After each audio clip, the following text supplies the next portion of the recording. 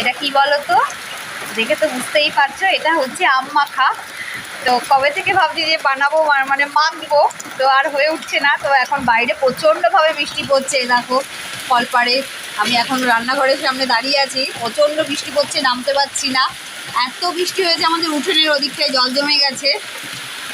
এই যে বৃষ্টি পড়েই যাচ্ছে পড়েই যাচ্ছে। তো ভাবলাম যে আম মাখাটা করেই ফেলি। তো আমার দেখেই তো লোভ লেগে যাচ্ছে, এবার খাবো, দেখি কেমন হয়েছে। তো আমি এই প্রথমবার এই আমটা মাখলাম, কোনোদিন আমি আম মাখা করিনি। এবার আমি খাবো, দেখি কেমন হয়েছে। প্রথমবার আমি মেখেছি আমটা।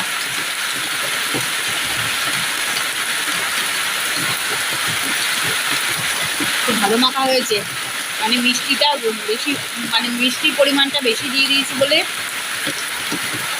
টকটা অতটা বোঝা যাচ্ছে না।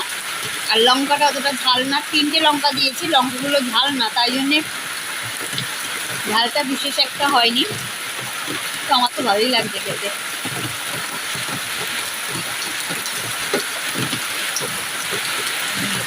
কি দিয়েছি বলো তো, এটা দিয়েছি কাসন্দ দিয়েছি, আর চিনি, হ্যাঁ, আর লবণ, আর কি দিয়েছি, লঙ্কা দিয়েছি।